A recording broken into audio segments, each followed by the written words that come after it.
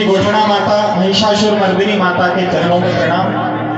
भगवान श्री खाटू श्याम जी को प्रणाम। भगवती की आराधना में लगे हुए जो यहाँ के लोग हैं, हमारे आदरणीय पंडा जी यहाँ पूजन संपन्न करा रहे, हमारे श्रद्धेय पंडित कपिल पौराणिक जी बड़ौदा वाले, साथ ही अन्यान्य विप्रबंधु, भगवत भक्तजन और इस आयोजन में जो महती भूमिका निभा रहे हैं हमारे भाई गजेंद्र सिंह जी, और साथ ही व्यवस्था में प्रबंधन में आसपास के सभी लोग लगे, और आप सब वीर हिंदू बंधु। मैं थोड़ा सा निवेदन, थोड़ी सी धर्म चर्चा आपके बीच करने के लिए आया हूं। नवरात्रि का पावन पर्व चल रहा है, ये भक्ति का समय है, लेकिन आपको बता दूं भक्ति के साथ साथ शक्ति का होना भी जरूरी है कि नहीं है मित्रों? मैं आपसे पूछता हूं, है कि नहीं है जरूरी? और ये शक्ति तो ये नवरात्रि तो शक्ति का पर्व है, इसलिए शक्ति का जागरण जरूरी है, क्योंकि भक्ति याद रखी हमने, शक्ति को हम भूल गए हैं। माला डमरू पास रखे पर दूर त्रिशूल गए हैं। अरे शक्तिहीनता धर्म नहीं, ये तो पाप है भाई। इसीलिए हर एक देव ने यहाँ शक्ति अपनाई, और शक्ति जगाकर हमें बचाना राष्ट्र भक्ति के प्राण, बिना शक्ति के कहीं न जग में होता है सम्मान। तो इसलिए भक्ति तो जगानी है मन में, लेकिन भगवती का दर्शन हम जब करते हैं तो भगवती हमें स्मरण करा रही है। हमारे कोई भी देवी देवताओं को देखेंगे तो उनके हाथ में कमल का फूल मिलेगा, हाथ में शंख मिलेगा, लेकिन साथ ही साथ हाथ में त्रिशूल भी मिलेगा, हाथ में चक्र भी मिलेगा, तो हाथ में धनुष भी मिलेगा।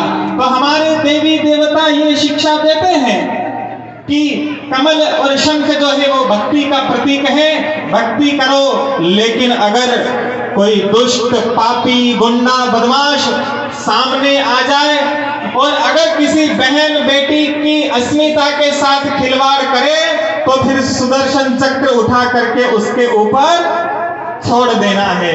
बोलो, छोड़ना है कि नहीं छोड़ना है? तो इसलिए भक्ति के साथ साथ शक्ति का जागरण जरूरी है, ये भगवती हमें शिक्षा देती है। तो हमें शक्ति का आह्वान करना है। क्यों? क्योंकि ये शक्ति का पर्व है। और एक निवेदन आपसे कर लूं, हमारी माता यहाँ बैठी है, मातृशक्ति, नारी शक्ति। आज जहां देखते हैं वहां हर कार्य में, शुभ मंगल कार्य में, सामाजिक धार्मिक कार्यक्रम में माताओं की संख्या रहती है ज्यादा। अच्छा, लोग ये कहते हैं कि ना लोगा में तो अक्कल इसको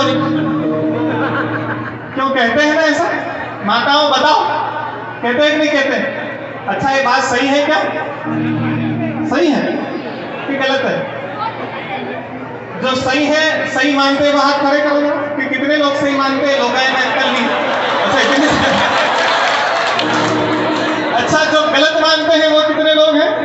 अच्छा, पुरुष आप बताओ, अक्कल होती है जिनको लगता है कि अक्कल है इनमें, महिलाओं में हाथ खड़े करो। अच्छा, जिनको लगता है कि नहीं है वो हाथ खड़े करो।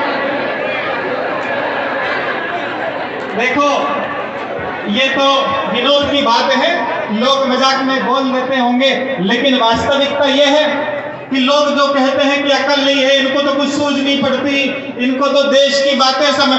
कभी कभी लोग कहते हैं गुरुजी ये महिलाओं से आप देश की बात मत किया करो, इनको देश धर्म कुछ सूझ तो पड़ती नहीं, आगे कहीं आवे। तो हमने कहा बंधु, मातृशक्ति को और खासकर हमारे भारत की नारी शक्ति को जितना देश के बारे में, धर्म के बारे में ज्ञान है और जितना वो पालन करती है, उतना कोई और नहीं करते, और दुनिया में ऐसा उदाहरण कहीं नहीं मिलेगा। आज से नहीं, इतिहास पढ़ लीजिए, वैदिक काल से लगाकर हमारी माताओं ने, हमारे इस देश की बेटियों ने नाम कमाया है। चाहे धर्म में ज्ञान की बात हो, चाहे अध्यात्म की बात हो, चाहे राजनीति की बात हो, या चाहे विज्ञान की बात हो, हमारे भारत की बेटी ने सब जगह झंडे गाड़े हैं। और मैं तो ये कहता हूं कि जरा सा सपोर्ट अगर मिले दुनिया में। आपने कहीं ऐसा उदाहरण देखा है कि एक नारी 20-25 साल की एक युवती युद्ध में जाकर के युद्ध करती है अपने बालक को, 3 साल के बच्चे को पीठ पे बांध करके। ये किसी देश में उदाहरण देखा है? नहीं। अगर ऐसा उदाहरण कहीं देखने जाओगे तो वो केवल भारत में मिलेगा, जहां रानी लक्ष्मीबाई अपने बेटे को कंधे पे बांध करके दुश्मनों से लोहा लेती। और हम तो कहते हैं कि थोड़ा सा अगर समर्थन मिले, भारत की बेटियों ने ये सिद्ध किया है कि अगर उन्हें थोड़ा सा सपोर्ट मिले, थोड़ा सा समर्थन मिल जाए तो वो मुकाम हासिल कर सकती है जहां बड़े बड़े, जब ओलंपिक जैसे गेम में बड़े बड़े पहलवान पुरुष हार जाते हैं, तब भारत की बेटी साक्षी और सिंधु, मीरा बनकर के भारत का नाम विश्व में रोशन कर देती है। ये भारत की बेटियों की ताकत है। वो कहती है कि अगर थोड़ा सा समर्थन मिल जाए तो मैं लता बन के संगीत की दुनिया में छा जाऊंगी। बेटी कहती है कि अगर थोड़ा सा सपोर्ट मिले घर के परिवार के लोगों का तो कल्पना बन के अंतरिक्ष को छान करके आ जाऊंगी। और थोड़ा सा सहयोग अगर मिल जाए तो वो अध्यात्म की दुनिया में छा जाती है। तो इसलिए ऐसी हमारे भारत की बेटियां हैं। इन बेटियों के लिए ताली बजाइए जोरदार। अच्छा, लोग भारत देश के ऊपर, हिंदू धर्म के ऊपर बड़ा कटाक्ष करते हैं। लोग मजाक उड़ाते हैं, बोले यहाँ तो महिलाओं के ऊपर अत्याचार होता है, उनको तो आगे नहीं बढ़ने दिया जाता। हमने कहा बंधु, ये तुम्हारी गलतफहमी है। हमने तो अगर पूजा भी की तो पहले देवता के पहले देवी की पूजा करते हैं कि नहीं? अगर हमें भगवान का नाम लेना होता है तो क्या बोलते हैं? राम के पहले क्या आता है? सीता राम। क्या बोलते हैं? अगर हमें शिव का नाम लेना पड़ा तो हमने कहा उमा महेश। अगर नारायण का नाम लिया तो उसके पहले लक्ष्मी नारायण। तो अगर हमारे यहाँ देवता है तो देवी भी है। लेकिन मैं पूछता हूं उन लोगों से जो हिंदू धर्म के ऊपर आरोप लगाते हैं, महिलाओं को प्रताड़ित करने का आरोप, मैं उनसे पूछता हूं कि दुनिया के दूसरे धर्म के लोगों, हमारे यहाँ राम है तो सीता है, देव है तो देवी है। तुम बताओ, तुम्हारे यहाँ अल्लाह है तो अल्ली है क्या? तुम्हारे यहाँ अगर ईसा मसीह है तो ईसी मसीही है क्या? नहीं है। दुनिया में कहीं ऐसा उदाहरण नहीं मिलेगा जो मेरे भारत देश में है। इसलिए यहाँ तो कहा गया यत्र नार्यस्तु पूज्यन्ते रमन्ते तत्र देवता। नारी शक्ति की पूजा देवता मान करके, सम्माननीय मान करके की गई। इसलिए मैं इन माताओं से, इन बेटियों से, और हम देख पा रहे हैं कि 2 बहनें कितना सुंदर भजन सुना रही थी, तो बेटियों ने सिद्ध किया है। और इन्हीं बेटियों से, इन माताओं से मैं आग्रह करता हूं कि अपने इतिहास को पढ़ो तो सही, हम क्या हैं, बेटियां क्या हैं। आपको थोड़ा सा शब्द सुनाता हूं कि गीता, गंगा, गायत्री है बेटियां, सीता, सत्या, सावित्री है बेटियां, खिलती हुई कलियां हैं बेटियां, घर को रोशन करती है बेटियां, माँ बाप का दर्द समझती है बेटियां। बेटे आज है तो आने वाला कल है बेटियां। और देखो, जिनके घर बेटे हैं ना वो भाग्यशाली है। तो जिन बेटों के लिए एक बार ताली बजाओ भाई, ऐसे क्या बैठे? जिनके घर में बैठे हैं वो भाग्यशाली है, लेकिन जिनके घर में बेटियां हैं ना वो सौभाग्यशाली है। भाग्य से होते हैं बेटे पर सौभाग्य से होती है बेटियां। और एक बात बताओ, बेटा किस लिए होता है? क्योंकि बेटा स्वर्ग ले जाता है। जो माता पिता को स्वर्ग ले जाए ना वो कौन होता है? वो बेटा होता है। तो जो माँ बाप को स्वर्ग ले जाए वो बेटा होता है। लेकिन दूसरी बात ध्यान से सुनना, जो माँ बाप को स्वर्ग ले जाए वो बेटा, लेकिन जो स्वर्ग को ही घर में ले आए वो बेटियां होती हैं।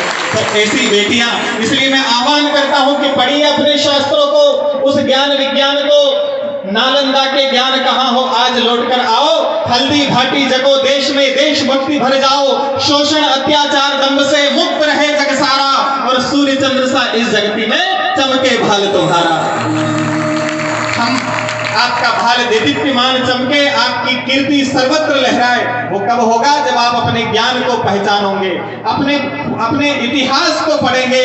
तो इसलिए आपसे आह्वान करता हूं कि जाग उठो चित्तौड़, देश में जौहर ज्वाला जागे, कुरुक्षेत्र जागो, कुंठाओं का कौरव दल भागे, मां मदान से जागो, तुम बिन बच्चे भटक रहे हैं, उठा पद्मिनी आज शील से खिलजी अटक रहे हैं, तुम जागो तो जाग उठे मठ मंदिर गुरुद्वारा, सूर्य चंद्र सा इस जगती में चमके भाल तुम्हारा। बहुत बहुत धन्यवाद, जोरदार ताली बजाओ जरा हमारे गजेंद्र पन्ना के लिए। ये युवा शक्ति है। देखो मैं मातृशक्ति की बात कर रहा था और आज देश की तरुणाई ने अंगड़ाई ली है, देश जाग चुका है। और हमने ये संकल्प जो किए थे देश के लिए, हमने कभी संकल्प किया था कि हम अयोध्या जी में राम मंदिर बनाएंगे। अच्छा, कुछ लोगों को ये लगता है कि हिंदू तो मूर्ख होते हैं, पागल, इनको तो कुछ सूझ पड़ती नहीं, ये तो ऐसे ही चिल्लाते रहते हैं राम मंदिर राम मंदिर। लोग तो हंसी उड़ाने लग गए थे और डिबेट होती थी तो पूछते थे कि मंदिर कब बनाओगे, तारीख तो बता दो। लेकिन हमने कहा था भैया मंदिर बनाएंगे, तारीख भले ही नहीं बताए लेकिन मंदिर बनेगा और धूमधाम से बनेगा। हाँ, भगवान राम जी अभी तक तंबू में बैठे थे, लेकिन हमने शुरू से हम कहते आ रहे थे कि तंबू भी तनेगा तो तनेगा धूमधाम से, बम्बू भी लगेगा तो लगेगा धूमधाम से, युद्ध भी ठनेगा तो ठनेगा धूमधाम से, हर्ष भी मनेगा तो मनेगा धूमधाम से। और हिंदू जो करेगा वो करेगा धूमधाम से, और राम जी का मंदिर बनेगा धूमधाम से। तो देखो आज ये बड़ा शुभ अवसर आया है कि हम भगवान राम जी का, अपने आराध्य का मंदिर, जिनकी कल रामनवमी हम पर्व मनाने वाले हैं, राम जी का जन्मोत्सव, उनका मंदिर हम बनते हुए अपनी इन्हीं आंखों से देखेंगे। हाँ, कुछ समस्याएं थी, कुछ लोग जो इस देश में रहकर राम के अस्तित्व को नकारते हैं, वो नहीं चाहते थे कि राम जी का मंदिर बने, क्योंकि वो मत के लिए मत वाले थे। लेकिन हम भी तो राम भक्ति में, देशभक्ति में मत वाले हैं, इसलिए हमारी चुनौती है उनको कि मत वालों से टकरा के देख लीजिए, और जोर हो तो जोर आजमा के देख लीजिए, जीतता है राम। देखो हम तो सीधी सी बात कहते हैं, देश में दो तरह के लोग हैं, एक रामजादे और दूसरे हरामजादे। और राम के भक्तों ने, राम के पुत्रों ने निर्णय कर लिया है कि हरामजादों का इस देश में कोई भी काम नहीं है। जो भारत में रहकर भारत मुर्दाबाद बोले, जो भारत की खाता है लेकिन पाकिस्तान जिंदाबाद बोलता है, ऐसे हरामजादों को देश में रखना चाहिए क्या? बिल्कुल नहीं रखना चाहिए, उनको देश के बाहर उठा करके फेंक देना चाहिए। तो इसलिए सीधी सी बात कि जीतता है राम या हराम जीतता है, अब कहीं भी निर्वाचन करवा के देख लीजिए, हैसियत का पता चल जाएगा अंजाम से, और राम जी का मंदिर बनेगा धूमधाम से। तो भगवान राम जी का मंदिर तो हम धूमधाम से बनाएंगे। अच्छा, मैं कह रहा था कि कुछ लोगों को शंका होती है हमारे ऊपर, लोग हंसी उड़ाते हैं कि हिंदू तो कुछ कर ही नहीं सकते, तो खाली चिल्लाते रहते हैं। लेकिन हिंदू समाज ने राम मंदिर का निश्चय लिया तो राम मंदिर बन रहा है। धारा कश्मीर में से धारा 370 हटाने की बात करी थी, वो काम भी पूरा हो गया, और अब हिंदू समाज ने एक लक्ष्य ले लिया है, क्या? कि भारत को हिंदू राष्ट्र घोषित करवाना और अखंड भारत बनाना। अखंड भारत के लिए तालियां सबकी जोरदार बननी चाहिए, बोलो अखंड भारत की। तो जिन लोगों को ये वहम है, तो वहम तो राम मंदिर के लिए भी पाला था, 370 के लिए भी था, लेकिन और हिंदू राष्ट्र को लेकर भी कुछ लोग वहम में हैं कि ये काम नहीं होगा, लेकिन अब काम पूरा होने आ गया है। अब आप सब लोगों को एक काम करना है। आखिरी में आपसे एक निवेदन करना चाहता हूं, बोलो संकल्प लेने के लिए तैयार हो? सब लोग तैयार हैं? कौन अच्छा देशभक्त कौन कौन है? हाथ खड़े करके बताओ। सभी लोग देशभक्त हैं? पक्का? अपने लिए ताली बजाओ भैया, इतने सारे लोग, सभी लोग। तो हम सब देशभक्त हैं, इसमें कोई दो राय नहीं। हमारा देश सुरक्षित हो सभी लोग चाहते हैं, अखंड हो ये भी सबकी इच्छा है, तो वो काम होगा कैसे? अच्छा, कुछ लोगों को लगता है कि कई गुरुजी आप भी क्या ये फालतू की बातें कर रहे हो, कुछ भगवान का नाम लो। देखो, मैं निवेदन कर दूं कि हम हिंदू हैं और ये हिंदुस्तान हमारा है, ये भाव आपके मन में होना चाहिए। जिस दिन आपके मन से ये भाव चला गया, पाकिस्तान भी कभी भारत का हिस्सा था, वहां भी इसी तरह रात रात भर जगराते होते थे, लेकिन आज वहां माँ हिंगलाज माता का मंदिर, उस मंदिर को तोड़ दिया गया, उस मंदिर को पेशाब घर बना दिया गया, मंदिर की मूर्तियां निकाल करके सड़कों पर लगा दी गई। क्यों? क्योंकि हिंदू समाज को अपमानित करना था। और ये अपमान क्यों सहा हिंदू समाज ने? क्योंकि वो संगठित नहीं हो सका। इसलिए आपको निश्चय करना है कि हम हिंदू हैं, इस बात का हमें गर्व होना चाहिए। और दूसरा गर्व इस पर कि यह हिंदुस्तान किसका है? हमारा है। आप लोगों का है कि नहीं? तो जरा अपने हिंदुत्व की गर्जना आपको इस प्रांगण में करनी है। मैं ज्यादा समय आपको नहीं लूंगा। माँ भगवती के जागरण में सुंदर भजनों का आनंद हम ले रहे हैं, तो उन भजनों को हम सुनेंगे। एक संकल्प आप मेरे साथ करिए, आपको ये गर्व पूर्वक ये स्मरण रखना है कि हम हिंदू हैं, ये हिंदुस्तान हमारा है, हिंदू हिंदू भाई भाई, और कोई भी भेदभाव हम नहीं सहेंगे, कोई ऊंच नीच नहीं, कोई छुआछूत नहीं, सब समान है। भगवान ने सबको एक जैसा बनाया है। बनाया है कि नहीं बनाया? तो बोलो, तैयार हो? गर्व करने के लिए तैयार हो? गर्जना करोगे मेरे साथ? हाँ, तो दोनों मुट्ठी बांध के दोनों हाथ खड़े करिए और ऐसी गर्जना करनी है जो देशभक्तों के हृदय में आनंद भर दे और देशद्रोही गद्दारों के दिलों को दहला दे। ऐसी गर्जना जरा मेरे साथ करेंगे। दोनों मुट्ठी बांध के दोनों हाथ खड़े करिए। जो हाथ मेरे साथ नहीं उठेगा, मैं सोचूंगा कि वे देशद्रोहियों के गिरोह का हाथ है। तो जरा हाथ खड़े करें और आप ये गर्जना करें, उठो हिंद के शेरों जागो, माँ ने तुम्हें पुकारा है, कहो गरज कर हम हिंदू और हिंदुस्तान। कुछ लोगों के हाथ खड़े नहीं हुए। क्या बात है, आपको अपने हिंदू होने में शंका है क्या? गर्व से हिंदू होना? पीछे वाले बताएं, एक्सीडेंटली हिंदू तो नहीं हो गए? गर्व से हिंदू हैं? तो जरा मुट्ठी हाथ खड़े करो सब लोग और ये कटे हुए पंजे मत दिखाओ। दुश्मन का जबड़ा तोड़ देने वाला घूसा तानो, वो घूसा जो हनुमान जी ने मुट्ठी का एक महाकवि हनी, जो हनुमान जी ने घूसा मारा था, ऐसा घूसा बांध के उन देशद्रोहियों को ललकारो जो राम जी के, गंगा के, गौ माता के विरोधी हैं, और उनको बताओ कि राम कृष्ण गंगा का विरोधी जो हमसे टकराएगा वो कुत्ते की मौत यहाँ पर मारा जाएगा। अरे म्लेच्छों को दुर्गा के बेटों ने ललकारा है, कहो गरज कर हम हिंदू और हिंदुस्तान। कुछ लोगों को हिंदू शब्द से बहुत नफरत होती है, बहुत चिढ़ते हैं वो लोग। हमने कहा भैया, इस हिंदू के नाम पर तुमने इतना क्यों कोहराम मचाया? ये बताओ कि क्या तुम्हारा बाप अफगान या पाकिस्तान से आया? अरे माँ की तार तार चुनर ने फिर तुमको धिक्कारा है, कहो गरज कर हम हिंदू और हिंदुस्तान। कहो गरज कर हम हिंदू और हिंदुस्तान। अब आखिर में उन लोगों को ललकारिए जो हमें कमजोर कायर समझने की भूल करते हैं, वो चाहे देश के भीतर बैठे देशद्रोही गद्दार हो या सीमा पार बैठा पाकिस्तान हो। बताओ उनको कि आप कौन हो। हम महादेव की, महाकाली की पूजा करते हैं और अगर जरूरत पड़ती है तो महाकाल बन के भी दुश्मन से टकरा जाते हैं। हम मौत से भी नहीं डरते, क्योंकि हम तो गीत गाते हैं, कर लूंगा दो बात में उस काल से आगे, कर लूंगा दो बात में उस काल के आगे, वो काल क्या करेगा महाकाल के आगे।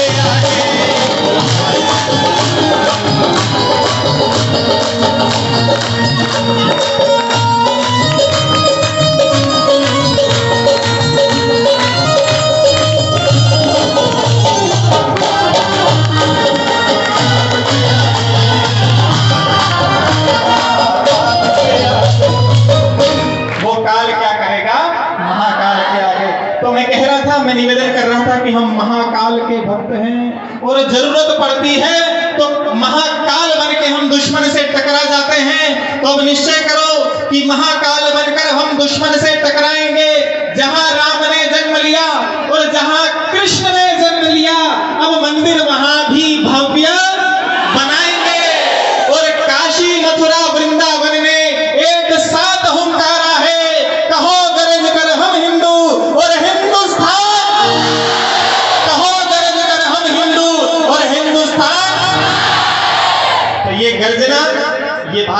मन में जागृत रखना है। भारत माता की सेवा करनी है और गौ माता की सेवा भी करनी है। तैयार हो? कौन कौन करेंगे सेवा? देखो सब लोग जयकारा लगाओ जरा, गौ माता की, गौ माता की। हम गौ माता की जय तो करते हैं लेकिन गौ माता की सेवा नहीं करते। शायद इसीलिए गौ माता कट रही है, कत्ल खाने में जा रही है और सड़क पर भूखी दर दर भटक रही है। इसलिए आपको गौ माता की सेवा का संकल्प लेना है। जाइए, अगर हमारे घर में गौ माता नहीं है तो गौशाला में जाइए और जाकर के लेकोडिया के अंदर देखिए कितनी सुंदर गौशाला। मेरे साथ आए हुए हैं कुंवर जीतू बना, ये अच्छे से गौ माता के संचालन में भूमिका निभा। एक बार खड़े हो जाए जीतू बना, तो इनके लिए ताली बजाइए सब लोग मिलकर। तो लेकोडिया गौशाला में जाइए, आसपास जो गौशाला उसमें जाने का कष्ट करिए और गौ माता के लिए सेवा के लिए कुछ चारा, कुछ भेंट राशि अर्पित करिए, तभी गौ माता की सेवा होगी। और अगर सेवा हो गई तो रक्षा तो अपने आप ही हो जाएगी। इसलिए एक नियम लो, एक संकल्प करो कि हमारे घर में जब भी कोई उत्सव मनेगा, अच्छा अपन बर्थडे मनाते हैं ना, हैप्पी बर्थडे टू यू, कौन कौन मनाते हैं? किस किस के घर में हाथ खड़े करो? सब लोग मनाते हैं। तो जन्मदिन जब भी मनाएंगे तो गौशाला में जाके मनाएंगे। तैयार हो सब लोग? दोनों हाथ खड़े करके बताओ। हाँ, गौ जब भी हमारे घर में किसी का जन्मदिन होगा तो गौशाला में जाएंगे, गौ माता को चारा खिला करके ही जन्मदिन मनाएंगे। बोलो गौ माता की। तो आप लोगों के बीच आकर के बड़ा आनंद आया। उज्जैन चार धाम मंदिर से आपके बीच में आया हूँ। आप जब भी उज्जैन जाते होंगे पधारिए, स्वागत है आपका महाकाल भगवान की नगरी में। हमारे लिए कोई सेवा हो तो आदेश करिएगा, आपकी सेवा में हम उपस्थित रहेंगे। आपने मुझे आमंत्रित किया, भाई गजो बना, पंडित श्रद्धेय कपिल पौराणिक जी और समस्त लोगों का बहुत बहुत हार्दिक धन्यवाद ज्ञापित करता हूँ। आपके बीच बाधा बना और अगर कोई गलत शब्द बोला हो तो आपसे क्षमा प्रार्थी। बुरा तो नहीं लगा किसी को? हाँ, तो आज भगवती की कृपा से आपका और हमारा मिलना हुआ। वैसे तो मेरा कार्य कथा सत्संग प्रवचन करने का है, आज थोड़ी देर के लिए आपसे मिलना हुआ। कभी संभव हुआ तो 7 दिन तक कथा करने के लिए भी आएंगे। कौन कौन सुनने आएंगे कथा? जरा हाथ खड़े करके बताओ। चलो फिर आराम से अपन सुने। बोलो भारत माता की, महिषासुर मर्दिनी माता की। ओम नमः पार्वती पते हर हर।